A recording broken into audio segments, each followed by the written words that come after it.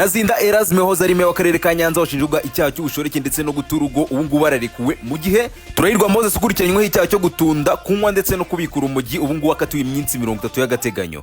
Sasa reka mbanyurire muri make uko urubanza rw'uyu musore ndetse n'uyu mugabo rwagenze muri make. Tariki 6 ku kwezi ubwo ni ku wa kabiri nibwo urubanza rw'abagabo babiri bombi rwaruteganyijwe ko ruzaba buri wese akaburanishwa ku byaha yarakurikiranyweho. Gusa urubanza rwa Erasme bwo byarangiye rutabayeho kubera wari umuhagarariye mu mategeko yavuze ko hari imbogamizi z'uko urubanza rutakomeza ndetse n'umushamanza arebye imbogamizi koko bari gutanga asanganiza nyazo bituma uru rubanza rusubikwa. Mu gihe mugenzi we Moses we yaburanye ndetse ibyaha bimwe yashinjwaga arabyemera, gusa hari ibyo atemeraga by'uko ngo yasanganywe udupfunyika tugera kuri 13 tw'urumogi. We yavuze ko ngo yasanganywe urumogi ruke cyane rushoboka, ndetse hari n'ibindi byaha yashinjwaga byo gutunda urumogi aruvana ngo muri Kenya ruzana mu Rwanda n'ibindi bimwe yagiye abyemera. Kuri iyo tariki rero 6 uku kwezi ubwo Moses yarahawe umwanya ngo yisobanurire, yabanje gusuka amarira imbere y'urukiko nyuma zo kwemera ko ngo afite ibibazo by'ubuzima bwo mu mutwe ndetse ngo yatangiye urugendo rwo kwivuza.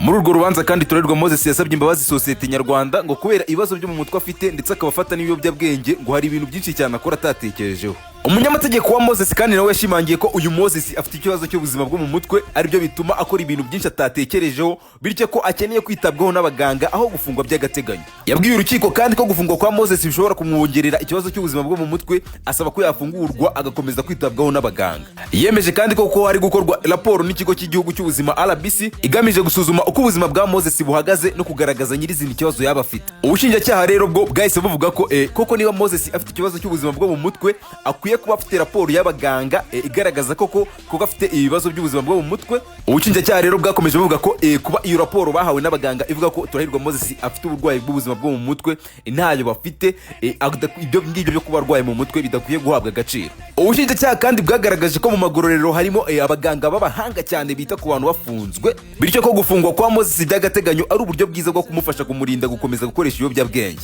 Moses wari wireguye avuga ko ngo kuba yaratanze umusanzu mu kubaka igihugu byatuma babigenderaho bakaba bamurekura. Ubushinjacyaha bwagaragaje ko umuntu kuba yarakoze ibintu byiza aba atagomba kubyuriraho akora ibyaha kandi bitamubuza gukurikiranwa mu gihe yabakoze ibyaha. Nyuma y'izo mpaka zose hagati ya Moses ndetse n'ubushinjacyaha urukiko rwafundikiye iburanisha rufata umwanzuro yuko icyemezo kizatangazwa tariki 9 ariyo turiho uyu munsi ku isaha ya 8. Uyu munsi rero ku isaha ya 8 nibwo habayeho isomero ry'urubanza yaba urwa Nazinda Erasme ndetse n'urwa Turahirwa Moses. Reka turebere hamwe rero muri make ibyavuye mu myanzuro y'uru rubanza. Reka duhere kuri Nazinda Erasme hoza ari meya w'akarere ka Nyanza washinjwaga icyaha cy'ubushoreke no guturugo. Umugore wa Nazinda Erasme ubwo ni nawe wakorewe icyaha yababariye umugabo we ndetse yandika n'urwandiko rugaragaza ko yamubabariye. Amategeko rero avuga ko uwakorewe icyaha cy'ubushoreke no guturugo ubwo n'uwatawe nyine yemerewe guhagarika urubanza rwawe rugeze hose mu gihe cyose ababariye uwamukoreye icyaha. Nyuma y'uko rero umugore wa Nazinda Erasme atangaje ko yamubabariye ndetse akandika n'ibaruwa igaragaza ko yamubabariye, urukiko rero rwahise rutegeka ko Nazinda Erasme ahita arekurwa. Kuri Turahirwa Moses rero ngo ubushinjacyaha bwarebye impamvu zose Turahirwa Moses yatanze, yaba ngo izo kuba afite ikibazo cy'ubuzima bwo mu mutwe, yaba ngo izo kuba yaratanze umusanzu mu kubaka igihugu cy'u Rwanda ngo nta shingiro zifite. Bityo rero urukiko rwahise rwemeza ko Moses akwiye gufungwa iminsi 30 y'agateganyo, gusa akaba yemerewe kujurira kuri iki cyemezo cyafashwe n'urukiko mu minsi itarenze 5. Ngayo nguko rero ibyaranze urubanza rwa Nazinda Erasme ndetse n'urwa Turahirwa Moses. Yewe ndi mideri w'Abanyarwanda.